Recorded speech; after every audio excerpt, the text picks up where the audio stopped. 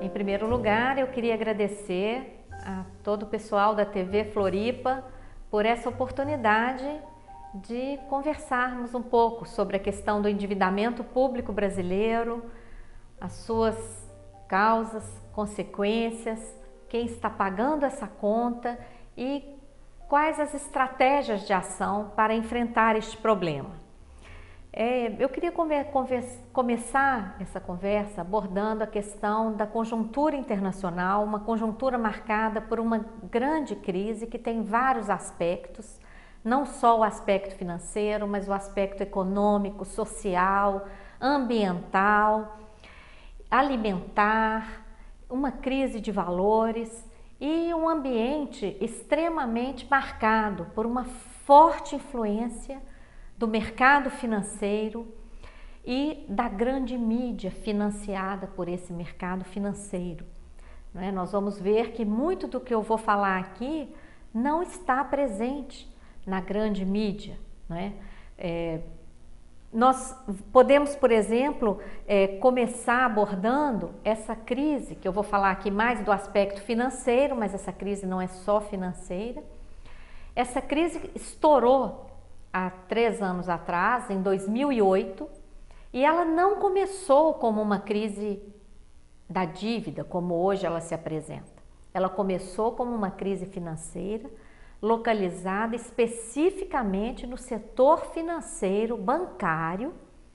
Essa crise decorreu principalmente de uma desregulamentação do funcionamento desse sistema, que permitiu a criação desenfreada de inúmeros tipos de produtos financeiros, os papéis chamados derivativos, e vários outros nomes complicados que às vezes são utilizados para afastar o cidadão comum desse debate. Nós não temos que ter medo de enfrentar esse debate, porque nós precisamos entender a origem dessa crise, que começa de uma verdadeira farra do setor financeiro privado, emitindo séries e séries dos chamados derivativos que não passam de apostas. São apostas e ainda dão margem para o surgimento de seguros que vão sustentar essas apostas, sem limites, sem regulamentação, sem controle, que geraram uma enorme bolha. Os próprios organismos financeiros multinacionais estimam que existe uma bolha financeira correspondente a esses papéis sem respaldo em riqueza real, que poderiam ser estimados em cerca de 15 vezes o PIB mundial. Pois bem, essa grande bolha colocou os grandes bancos, as maiores instituições financeiras do planeta em risco de quebra. E diante desse risco, qual foi a decisão das grandes nações do mundo, Estados Unidos e países europeus? Tomaram a decisão de salvar estes bancos. E a partir daí, a chamada crise financeira, que estava localizada no setor financeiro, é transformada em uma crise da dívida, e a partir daí a grande mídia só fala na crise da dívida dos países ricos, principalmente da Grécia, que foi tomada como o bode expiatório da crise, e a dívida tem que ser paga. Já não se fala mais na origem da crise localizada no sistema financeiro bancário. Só se fala na crise da dívida dos países e essa dívida tem que ser paga.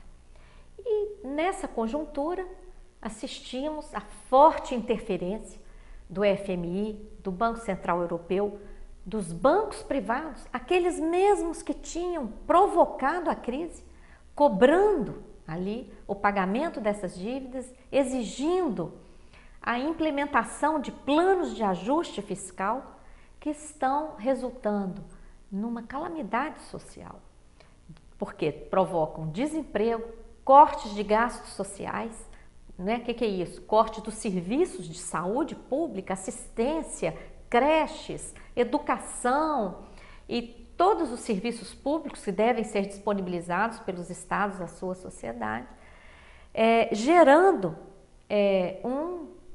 uma carência, um problema social muito grande, porque o desemprego é brutal em vários países da Europa, a Espanha superando os 20%, e todos os demais países com taxas preocupantes, não é? Que chegam a provocar verdadeiras tragédias sociais. Eu tive a oportunidade de participar de debates na Grécia e assistir jovens dando depoimentos impressionantes, não é? Que eles estavam desesperados, revoltados, porque eles queriam trabalhar como vinham trabalhando antes dessa crise e não se conformavam mais em se humilhar ao ir lá receber aquele seguro-desemprego que não era suficiente para pagar as contas de suas famílias e já não suportavam mais enterrar os seus amigos que estavam suicidando diante da falta de esperança, né? Por isso é que esse debate é tão importante, porque nós não podemos deixar essa crise ser transferida para o Brasil como se essa transferência fosse algo inevitável. Ora, uma crise que atingiu os Estados Unidos e a Europa tem que atingir o Brasil. Não é assim.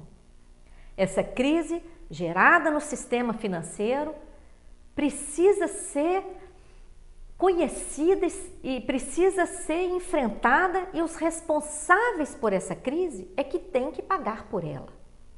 Não uma sociedade que não tem nada a ver com a geração desse problema localizado no setor financeiro, né?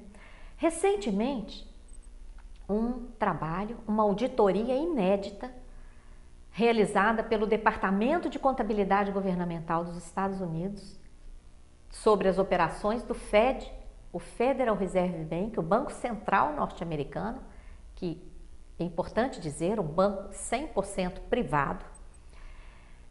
Essa auditoria inédita revelou que 16 trilhões de dólares foram entregues pelo Fed, pelo Banco Central norte-americano, para bancos privados e corporações norte-americanas e internacionais também, de uma maneira secreta, a juros próximos de zero.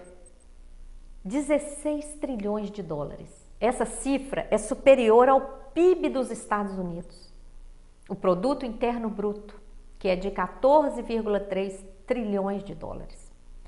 E vocês podem até ver aí na tela a lista dos principais bancos beneficiados com esse repasse. E coloco aí também para vocês o link para vocês acessarem todo esse relatório feito pelo Departamento de Contabilidade Governamental dos Estados Unidos, que aí vocês podem verificar quais os bancos que receberam as maiores cifras. Está aí na tela.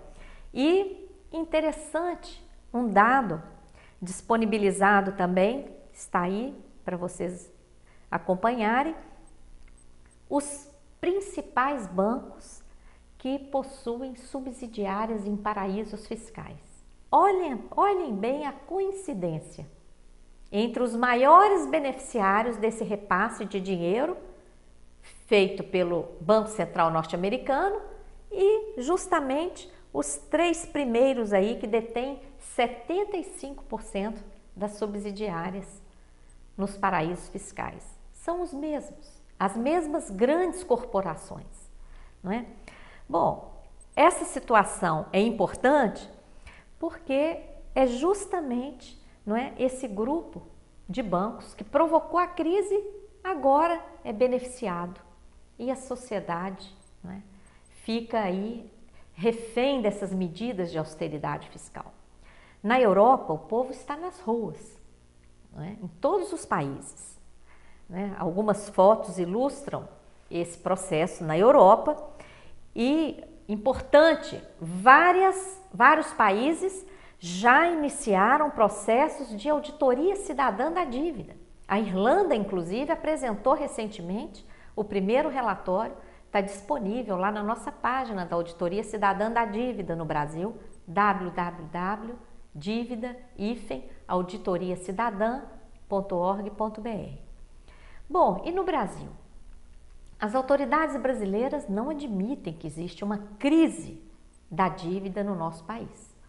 Mas, se não existe uma crise da dívida, qual é a justificativa para destinarmos a maior parte dos recursos do orçamento da União para pagar a dívida? Qual é a justificativa para os maiores juros do mundo incidentes sobre a nossa dívida? Qual a justificativa para termos aqui a maior carga tributária sem o devido retorno em bens e serviços públicos à sociedade que arca com o peso dos tributos? Por que o contingenciamento de gastos sociais? O governo Dilma, por exemplo, começou com um contingenciamento recorde de 50 bilhões de reais. Mas os juros subiram até julho 5 vezes seguidas. Não é? Por que a prioridade para o cumprimento das metas de superávit primário? Por que reformas? Reforma da Previdência, por exemplo, essa reforma absurda que quer privatizar a Previdência do setor público por meio da criação de um grande fundo de pensão, lá prevista no projeto de lei 1992, que está em andamento na Câmara, lá no Congresso Nacional, um verdadeiro absurdo, criando um fundo de pensão para o setor público, no momento em que os fundos de pensão estão quebrando no mundo inteiro. Por que temos ausência de controle de capitais? Todos esses itens são como peões num tabuleiro que jogam em favor do privilégio da dívida. Né? A dívida externa brasileira já alcança 350 bilhões de dólares. Começou na época da ditadura militar, na década de 70, esse último período, sem transparência, com um grande componente de dívidas privadas, dívidas do setor bancário e multinacional privadas, passaram a ser dívidas públicas a partir de 83, quando essas dívidas contraídas com o setor bancário internacional são transformadas em dívidas a cargo do Banco Central do Brasil. Depois, várias renegociações na década de 80, que não passaram pelo Congresso Nacional, sem transparência, com cláusulas ilegais, ilegítimas, renúncia à soberania, renúncia à imunidade, desrespeito à nossa legislação. Todas essas negociações, nós suspeitamos que essa dívida prescreveu em 92, como comprovado na auditoria do Equador, e essa dívida altamente questionável foi transformada em bônus Brady em 1994, títulos, foi transformada em papéis negociáveis no mercado que serviram para comprar as nossas empresas no processo de privatizações. Logo em seguida, essa dívida é transformada em dívida interna, que paga os maiores juros do mundo. A dívida interna já alcança cerca de 2,5 trilhões de reais. E, igualmente, é outro processo altamente questionável. Esse último período da dívida interna surge a partir do Plano Real. Para segurar o Plano Real, para sustentar o Plano Real, várias medidas foram adotadas: liberdade de capitais, abertura comercial, possibilitando o ingresso brutal de mercadorias aqui para manter, não é, os preços dos produtos. E tudo isso possibilitou um elevadíssimo endividamento, porque todo esse processo, para se viabilizar, entre aspas, utilizou das elevadas taxas de juros internas para atrair capital, para transformar aquela dívida externa em interna. Além disso, várias outras operações foram levadas à dívida. Por exemplo, o PROER, o salvamento dos bancos na época do Fernando Henrique, impactou na dívida pública. A renegociação da dívida dos estados, num processo também que agora está sendo questionado por vários estados, porque a dívida dos estados, apesar do pagamento religioso do acordo, só aumentou e está se tornando impagável, não é? Enfim, nós assistimos aí na questão da dívida interna, inclusive comprovadas pela investigação da recente CPI da dívida realizada no Congresso, na Câmara dos Deputados, que essa dívida interna não tem contrapartida real, que essa dívida interna cresceu a partir da incidência de juros sobre juros, que configura anatocismo, considerado ilegal pelo Supremo, conforme súmula 121. Uma dívida que cresceu a partir das maiores taxas de juros do mundo, que são definidas com conflito de interesses, porque são definidas em reuniões que antecedem a reunião do Copom, da qual participam principalmente os rentistas, não é? E representantes do setor que se interessa pelas altas taxas de juros. Uma dívida resultante da ausência de controle de capitais e da emissão de dívida para trocar por dólares nas operações de mercado aberto realizadas pelo Banco Central, gerando um prejuízo brutal. No ano de 2009, esse prejuízo foi de 147 bilhões de reais. Em 2010, 50 bilhões de reais. Em 2011, primeiro semestre, cerca de 40 bilhões de reais. E quem pagou esse prejuízo operacional do Banco Central? Eu, você, toda a sociedade brasileira, porque a Lei de Responsabilidade Fiscal, veja bem, responsabilidade, não estabelece limites para a política monetária. E além de não estabelecer limites, diz que o Tesouro Nacional tem que arcar com esse custo. Como? Corta gastos, contingencia recursos e banca. Se esses recursos não são suficientes, emite mais dívida e banca o prejuízo. Não é? Essa política monetária, ela tem que ser enfrentada, né? A CPI ainda descobriu um mecanismo que está possibilitando uma ilegalidade, emissão de dívida para pagar juros. Veja bem, uma distorção nos dados da dívida, gerando falta de transparência para todos nós que pagamos essa conta. O Brasil é hoje considerado a 7ª maior economia do planeta, o 7º país mais rico do mundo, apesar dos 500 anos de expoliação. Somos um país especial, muito rico em todos os sentidos. Mas acabou de ser divulgado o relatório da ONU medindo o IDH, o Índice de Desenvolvimento Humano, que inclusive considera a desigualdade social. E o Brasil é lanterninha no ranking. Estamos ocupando a 84ª posição no ranking do respeito aos direitos humanos. Algo está muito errado. Se nós somos a 7ª maior economia do mundo, nós teríamos que ser, no mínimo, o 7º país do mundo em respeito aos direitos humanos. Mas não, estamos na 84ª posição. Isso é inaceitável. Temos que enfrentar este problema. Este quadro que vocês veem aí na tela agora é o quadro do Orçamento Geral da União executado em 2010. Um montante de 1.414 bilhões de reais, correspondente a tudo que foi arrecadado de tributos, contribuições, lucro das estatais, emissão de dívida, novos empréstimos. Todas as receitas da União estão aí, somaram em 2010 1.414 bilhões. Desse total, 44,93% foram destinados a juros e amortizações da dívida pública.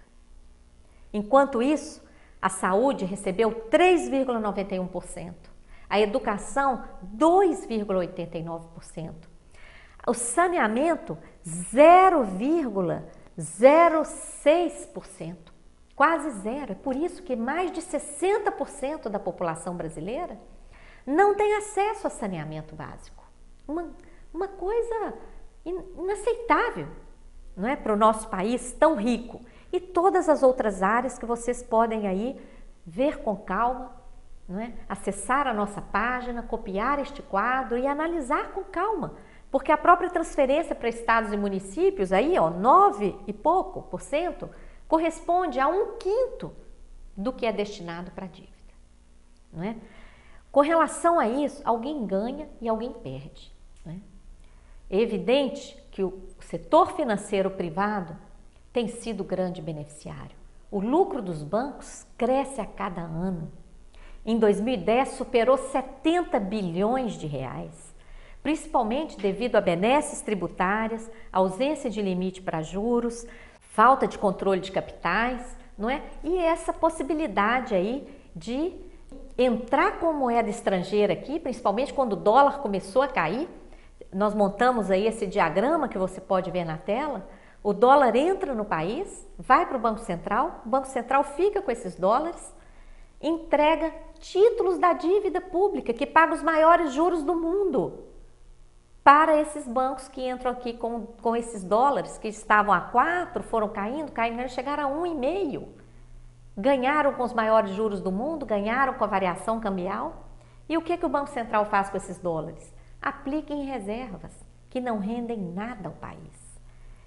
É daí que vem, principalmente, esse grande prejuízo do Banco Central, que é arcado pelo Tesouro Nacional, que explica esse paradoxo brasileiro, que explica a ausência de serviços públicos, apesar de arcarmos com uma enorme carga tributária. Nós temos uma superestrutura legal que garante essa mordida aí de 45% dos recursos para pagar a dívida, e agora em 2011 nós estamos acompanhando, vai ser até mais, vai ser cerca de 50%. Essa estrutura legal começa na Constituição Federal, um artigo que, inclusive, sobre o qual paira uma denúncia de que ele nunca chegou a ser votado. Está lá no artigo 66, parágrafo 3º, inciso 2, letra B, tem uma denúncia de assessores do Senado na época da Constituinte, que chama Anatomia de uma Fraude à Constituição. Esse dispositivo é a origem de tudo. É dele que decorre, por exemplo, a prioridade para o pagamento da dívida, previsto na LDO, na Lei de Responsabilidade Fiscal e vários outros dispositivos legais, não é? Uma outra prioridade da dívida, por exemplo, é o lucro das estatais. Por lei, a parte pública das estatais, o lucro vai para pagar a dívida. E outra, medida provisória de Lula, 435 e 450 em 2008, garantiu a destinação desses recursos para pagar a dívida, não é? Tudo isso está montado numa estratégia de continuidade de grandes lucros para esse setor financeiro, bancário, continuidade do financiamento de campanhas eleitorais, para que aqueles que são eleitos votem leis que privilegiem esse sistema.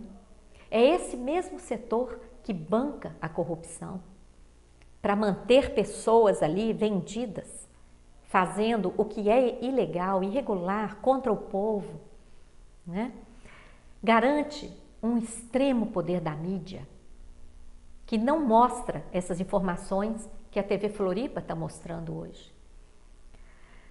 Garante também uma ilusória distribuição de riqueza, para manter o povo inconsciente de tudo isso. Migalhas são garantidas ao povo, por exemplo, por meio do Bolsa Família. É claro que é urgente matar a fome do povo, mas nós temos que ter muito mais do que a Bolsa Família e podemos ter políticas efetivas de mudança de realidade, de um povo que está excluído e não precisava ter, porque nós somos a 7ª maior economia do mundo. pífios reajustes aos trabalhadores, uma sensação de melhoria de vida por meio de acesso a produtos baratos e grande endividamento. Essas injustiças estão presentes também no modelo tributário, que garante privilégios ao andar de cima, aos grandes empresários e principalmente do setor financeiro, mas um modelo muito injusto, muito regressivo para a maioria das pessoas, não é? É por isso que historicamente, como esse gráfico mostra aí, de 95 para cá, os recursos destinados à educação e cultura se mantiveram lá embaixo. Saúde e saneamento também. Pessoal cresceu pouquíssimo. Previdência cresceu um pouquinho mais. E olha a explosão dos juros e amortizações. Os dados falam por si, não é? Como vocês veem no gráfico. Por outro lado, como é que está a saúde pública? No Brasil, com filas, mortes sem atendimento, falta de leitos, salários irrisórios para os profissionais de saúde. A educação, idem, com queda de qualidade, apesar da sobrecarga imposta aos profissionais, ultra mal remunerados, desrespeitados, os nossos mestres totalmente desrespeitados, não é? Déficit habitacional, moradias inadequadas, pobreza, fome, miséria, dados inaceitáveis para a 7ª maior economia do mundo. Analfabetismo, cerca de 20% da população brasileira é considerada analfabeta funcional. Sabe ler, escrever, mas não compreende textos. Não é? Taxa de desemprego alta. Diante disso, nós temos que rever essa política. Isso é inaceitável. Rever essa política, exigir dos nossos parlamentares em todos os níveis, dos nossos representantes em todos os níveis, a revisão dessa política. Não é? E mostrar que o verdadeiro rombo das contas públicas está no endividamento público. Desde o Plano Real, desde o início do governo Fernando Henrique, as dívidas interna e externa saltaram de cerca de 200 bilhões de reais para 3 trilhões de reais. Apesar de um pagamento de cerca de 2 trilhões por Fernando Henrique, de 4,7 trilhões por Lula.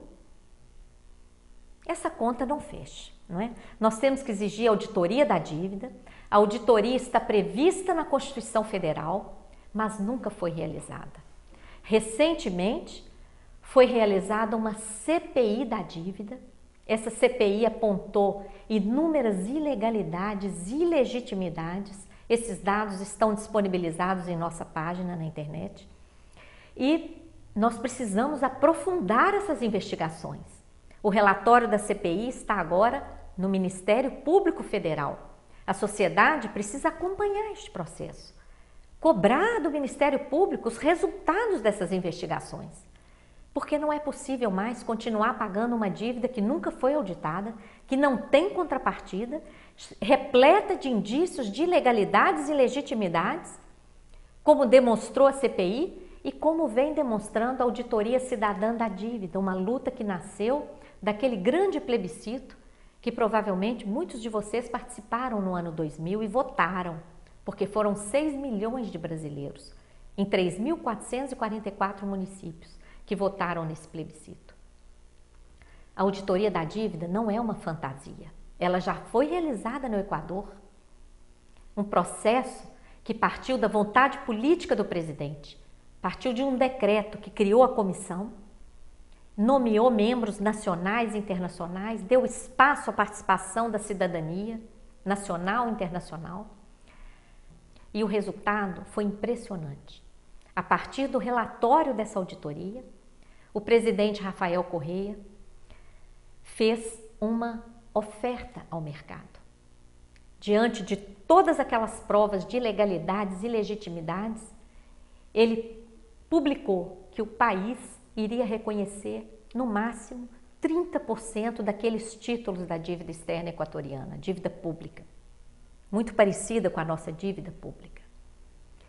E qual foi a resposta dos detentores daqueles títulos? 95% entregaram os títulos e aceitaram os 30%. Os outros 5% nunca apareceram. Com este fato, o Equador dá uma lição de soberania ao mundo. Mostra que esse processo pode e deve ser enfrentado, que dá resultado. O próprio mercado sabe das ilegalidades que estão embutidas aí. E todos nós que pagamos essa conta temos o direito de saber que dívida é essa, de onde ela veio, como ela cresceu, quem contraiu, onde o recurso foi aplicado, quem se beneficiou, quem são os responsáveis, não é? Aqui no Brasil, nós temos que prosseguir nessa luta, criar núcleos da auditoria cidadã nos estados, nos municípios, reforçar a luta federal por uma auditoria dessa dívida, não é? Envolver os estudantes, os jovens, os sindicatos, as igrejas, todas as pessoas que se preocupam com o bem comum. Todas as pessoas que acreditam que as coisas podem ser diferentes. Que não é possível mais fazer de conta, não é? Acreditar em qualquer discurso por aí e fazer de conta que está tudo bem. Principalmente diante da iminência de uma transferência dessa crise internacional para o Brasil. Diante disso, nós temos que enfrentar esses dados, não é? Não podemos admitir que a nação continue submissa aos interesses do mercado, transferindo a maior parte dos recursos para pagar uma dívida que ninguém conhece, às custas de tanto sacrifício social. Existe sim outro caminho. Nós precisamos acessar esses dados, democratizar este conhecimento, não é? E aplicar o antídoto da auditoria para desmascarar este processo, não é? Que está consumindo o nosso mundo. Não é? Por aí vamos, como dizem os equatorianos, é caminhando que se constrói o nosso caminho. Vamos construir um caminho diferente. Não é? Vamos construir um caminho de justiça, de respeito, né, a cidadania. Os recursos precisam chegar onde precisam, né? Naquelas pessoas que realmente necessitam, que merecem. Não podem mais continuar sendo esterilizados no setor financeiro, nesse mercado. Eu agradeço por essa oportunidade e estamos esperando a participação social, popular. Estamos sempre abertos a acolher todos que querem participar da luta da auditoria cidadã no site www.auditoriacidadã.org.br. Muito obrigada.